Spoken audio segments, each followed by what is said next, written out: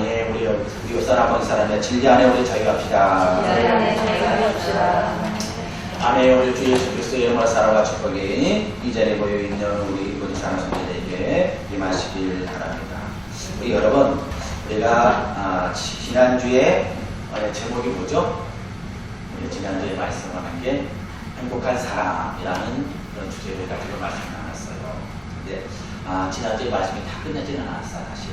그래서 지난주에 걸쳐서 오늘까지 행복한 사람이라는 제목을 가지고 하나님의 은혜를 나누시는 귀한 시간을 갖겠습니다. 우리가 지난주에 우리가 행복한 사람, 어떤 사람이니까 마태복음 5장에 있는 말씀, 3절부터 12절에 있는 말씀을 가지고 또한 말씀을 나눴어요. 이 말씀은 또한 고린도전서 1장 12절부터 그 이하에 있는 말씀이 또한 같이 연결되고 있는 말씀입니다. 여러분, 한국의 행복한 사람, 어떤 사람입니까? 하나님의 나라를 또한 바라보고 있는 사람이에요. 그래서 하나님의 나라를 바라보고 있는 사람은 이 세상에서 있는 그 욕심, 욕망, 나의 뜻 이런 것을 내려놓고 하나님의 나라를 바라보는 심령입니다. 그래서 이 심령을 우리가 심령이 가난한 자, 그 다음에 또한 천국을 소유한 백성들이기 때문에 가난한 뿐만 아니라 그 마음에 청결하다라고 말씀하고 있습니다. 그럴 때 하나님의 나라를 보시면 하나님의 나라가 그의 것이요 하나님을 알 것이다. 하나님이 그와 함께 하시리라라고 말씀해 주십니다. 왜요? 하나님의 자녀가 되었기 때문에 이제 죄악 가운데서 벗어나 깨끗함을 유지한 백성이기 때문에 그리스도의 인침을 받은 백성이라는 것입니다. 그래서 우리는 하나님의 뜻의 영광을 바라고 저 천국을 바라보며 우리가 소망하고 살아갑니다. 우리가 이 땅에 살지만 천국이 소망하고 있어요. 그렇다고 우리가 이 땅에 사는데 또한 이 땅에 사는 것을 무시하느냐? 아니에요. 두 번째는 땅을 차지하는 행복을 누리리라 하고 말씀해 주십니다. 행복한 사람은 하늘의 복만을 누리는 것이 아니라 천국만을 소망하며 사는 것이 아니라 땅에서 소망을 누려야 될 줄로 믿습니다. 왜요? 주님이 내 안에 임하기 때문에 우리 삶 속에 임하기 때문에 우리 여러분 오늘도 주님의 은혜 안에 우리가 임하기 원합니다. 근데 사실 우리는 매 시간마다 주님의 은혜를 받고 있습니까? 안 받고 있습니까? 받고 있어요. 내가 교회 이 자리에 나올 때도 주님의 은혜 아래 있는 것이요. 내가 집에 돌아갈 때에도 주님의 은혜 아래 있는 것입니다. 왜요? 그 하나님의 섭리가 있고 그 주님의 섭리 따라 우리가 생활하고 있고 그 인침을 우리가 받았기 때문에 그 은혜를 누리고 있는 것입니다. 그래서 이 땅에서 이제는 우리가 은혜 아래 살면서 이 땅을 살지만은 천국을 소망하는 삶을 누린다는 것입니다. 그래서 그 삶을 누리면서 주님의 사랑을 늘 체험하게 돼요. 주님의 사랑을 체험한 자들에게는 온 마음의 은혜가 있으리라. 왜요? 주님의 사랑이 나에게 임하였기 때문에. 그래서 우리는 하나님의 인격으로 지으심을 받았더라. 창조됨을 받았더라. 하나님은 인격이라고 하는 형상은 인격의 사랑이라는 것입니다. 거기는 온유함이 있습니다.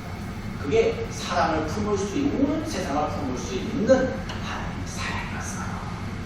그게 세상의 어떤 힘보다도 더 강력한 힘을 가지고 있습니다. 사실 세상에 있는 권력 때로는 잠시 잠깐 우리를 억누를 수는 있어요.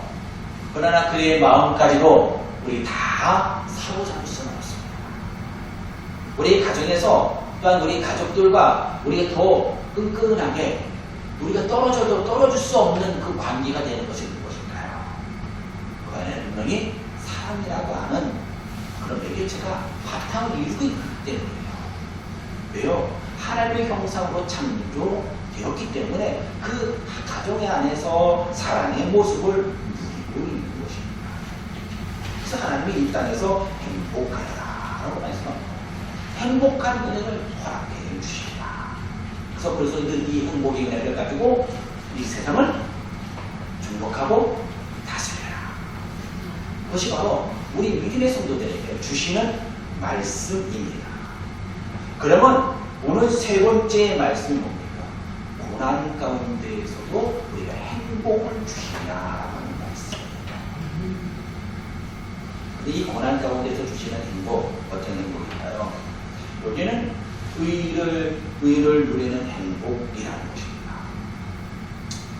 우리 로마서 1장 17절의 말씀에 보니까 복음에는 하나님의 의가 나타나서 믿음으로 믿음에 이르게 하나니 기록된 바 오직 의인은 믿음으로 말미암아 살리라 함과 같으니라. 하나님의 의를 누리는 행복은 바로 그 영광을 안에 있기 때문에 그렇게 하는 것입니다. 이 영광이라고 하는 것은 우리에게 행복이라는 것, 어떠한 특별한 것을 우리가 주심으로 인하여 그런 행복, 그것을 우리가 의이다라고 표현합니다. 여기서 우리는 중요한 것은 의가 복음에 담겨져 있다라는 것입니다. 복음이라고 하면 예수 그리스도라는 것이 복음이에요. 그분이 전하여 주신 복음을 우리가 믿으며 바라보는 것이 중요하다는 것입니다. 믿음을 우리가 선물이라고 합니다. 우리가 믿죠. 근데 이 믿음, 의를 우리가 설명하기 전에 믿음에 관하여서 이해하지 않고는 우리가 이 의를 우리가 잘 이해가 되죠. 조금의 복음의 말씀이 듣는 순간부터 예수 그리스도를 우선 내가 믿어집니다. 이것을 우리는 맹목적으로 믿어지는 것이 그냥 믿어졌어요. 나도 모르게 믿어졌어요. 내 마음속에 예수 그리스도가 그냥 찾아왔습니다. 그래서 그것을 말씀을 내가 그냥 믿어주고 수용내주고 하나님 감사합니다. 나를 지켜주시고 구원해주신 하나님 감사합니다. 라고 하면서 하나님께 영광합니다. 이게 믿음의 시작이에요. 여러분, 믿음으로 날마다 구원에 이른다라고 말씀해 주셨어요. 이와 같이 믿음의 단계는 성령의 인도하심을 따라 우리가 믿음을 보게 되었어요. 그것이 바로 그냥 믿어지는 단계에서부터 시작되고 있어요. 여기서 우리 중요한 것은 내가 결정을 내리고 합리적으로 이성적으로 모든 것을 살펴본 후에 결정을 내리고 있으나 많은 경우에는 직감적으로 그냥 내가 결정하는 것. 이와 같다는 것입니다. 이러한 상태로 복음의 말씀을 들려질 때 그냥 내가 믿어진다는 것입니다. 성령이, 그래서 우리는 이것을 성령의 감동이라고 표현합니다. 사람들은 이해하지 못해요. 어떻게 너가 교회 나가?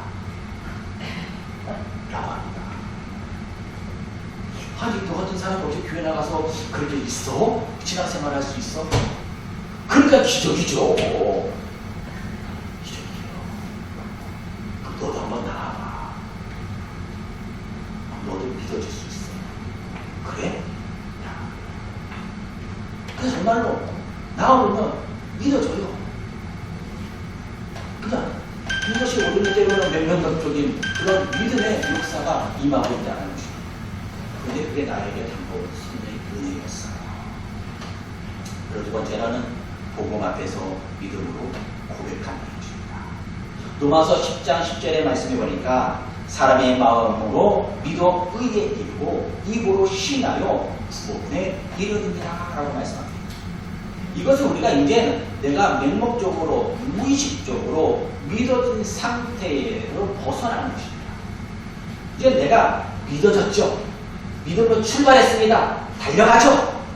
달려갈 때 어떻게 됩니까? 복음의 말씀이 내가 들려집니다. 그걸 밀려지고 그 상태가 되어서 이와 같은 단계를 우리는 인식의 단계라고 합니다. 사람이 머리로 가슴으로 우리가 그것을 인식해요. 근데 수용까지는 되어지지 않았어요. 믿기는 믿었어요. 근데 시간이 지나고 내 행동을 보니까 이게 믿는 사람인지 교회에 나오는 사람인지 내가 10년을 믿고 20년을 믿어도 맨날 그 모양 그 모습이야. 그래서 목사님, 왜 내가 10년을 믿었는데도 왜 지금 여기에 머물러 있습니까? 뭐라고 그럴 때가 있어요. 그게 뭘까요? 복음의 말씀이 발미되었습니다. 많은 게 되었어요. 된다는 게 머리로는 이성으로는 이제 이해가 가요. 근데 그 말씀이 내 마음속에 깊은 곳까지 내 심령곳까지 내가 수용되어지지 않았어요. 그러니까 어때요? 고백이 되지 않습니다. 성령이 임하였을 때는 고백을 했어요. 근데 고백했을 때는 얼마나 감사합니까? 고백이 하나님의 구원에 이르게 되었기 때문에 입으로 시인하여 믿음의 인식에 머물러 있는 상태에서 이제는 머리를 넘어서 하나님께 고백의 역사가 임하고 있습니다. 근데 하나님께서는 우리가 이 고백을 하고 수용을 내어줬다면 이 말씀을 이제는 고백해야 된다는 것입니다. 이 고백해야 돼요. 머리로 이해하고 인식하고 알아야 돼요. 그래야 내가 이해가 되어져야 돼요.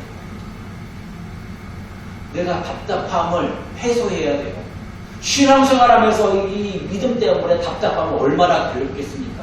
날마다 교회 나와서 예배를 드리는데도 말씀을 듣는데도 답답한 심령을 갖고 있어요. 그럼 얼마나 괴롭겠습니까? 여러분 그런 같은 경험했어요? 우리 누군가를 만났는데 답답해요. 저 사람 알 것 같기도 하고 모를 것 같기도 하고 그래서 답답합니다. 왜요? 뭔가 모르지만 뭉탱이로 지금 내 가슴속에 올라오는 거예요. 이것을 하나하나 나눌 수 있어요. 나누게 되면 이거는 내가 믿는 거, 이거는 내가 잘 아직 이해되지 않는 거, 이거는 내가 기쁜 거, 이거는 슬픈 거, 좋은 거, 무슨 거, 이런 것을 하나하나 구분되어진다는 것입니다. 그러면 답답함이 사라집니다. 그와 마찬가지로 하나님의 말씀이 들려지고 믿음으로 내가 받아주는 후에 그것이 하나님의 말씀이 들려집니다.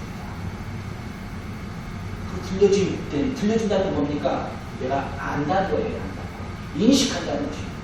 그것을 나의 믿음으로 받아들입니다. 이 혼란한 내 상태를 벗어나요. 신앙의 회의감을 벗어나서 구원을 날마다 이루는 심령이 된다는 것입니다. 그래서 우리는 구원을 날마다 이루어가는 것입니다. 그래서 믿음으로 의롭게 된 행복이라는 것입니다. 우리는 복음의 말씀을 들려줄 때 믿음의 단계, 은혜의 단계, 역사를 통하여서 믿음으로 예수 그리스도는 나의 구세주로 믿음뿐만 아니라 인식으로 신인함으로 그를 끊임없이 하나님의 말씀을 사모하는 단계가 된다는 것입니다. 그래서 바로 우리가 은혜 안에 들어간다는 것입니다. 하나님의 자녀가 되는 것입니다. 아니 우리가 하나님의 자녀가 되었는데 성숙된 자녀가 되는 것입니다. 우리는 구원을 날마다 이루어간다고 합니다. 여러분, 구원을 날마다 이루어간다는 겁니까? 성숙한다는 것입니다. 성장한다는 것입니다. 내가 나이가 먹고 또한 성장하면 그 알맞게 성장해야 돼요. 우리가 성인 아이가 같은 모습이 있는 분들이 있죠. 저도 있어요. 성인 아이 어떤 부분에서는 우리 모두 다 성인 아이의 모습 같은 것이 있어요. 어느 한 부분. 모두 성인 아이 같은 모습이 있으면 정말 안 되겠죠. 어느 부분. 그러나 그 모습을 우리가 하나 벗어나는 것입니다. 그래서 정말로 이제는 성숙한 삶.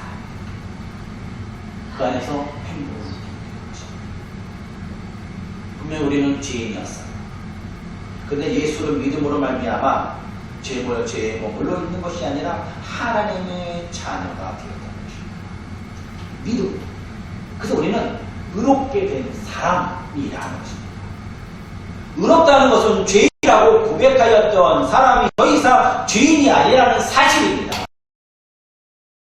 예수 그리스도를 통하여서 나를 의롭게 해주셨다는 사실을 깨닫는 것입니다. 죄인이 하나님 앞에서는 정당함을 인정받는 단계라고 칼빈은 말하고 있어요. 이것을 우리는 신학적으로 칭의라고 하죠.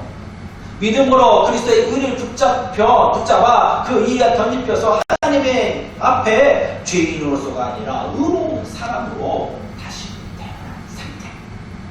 그래서 믿음으로 의롭다 함을 얻었더라. 여러분, 저와 여러분들은 의롭다 함을 얻는 귀한 역사가 임한 줄 믿습니다. 여러분, 그래서 하나님께서 선언해 주셨어요. 의롭다. 내가 의로워서 아니야. 내가 예수 그리스도를 믿음으로 신앙, 내가 이 머리로만, 이 가슴으로만 무의식적으로 하는 것이 아니라 가슴과 머리 모든 것을 다 소화시켜서 아멘 하는 것입니다. 그래서 우리가 의로운 상태가 됐다는 것입니다. 내가 의로워서가 아니라 하나님께서 나를 의롭게 만들어 주셨어요. 누가복음 7장 29절의 말씀에 보니까 모든 백성은 세리들은 이미 요한의 세례를 받은지라 이 말씀을 듣고 하나님을 의롭다 라고 하더라 라고 말씀해 주십니다.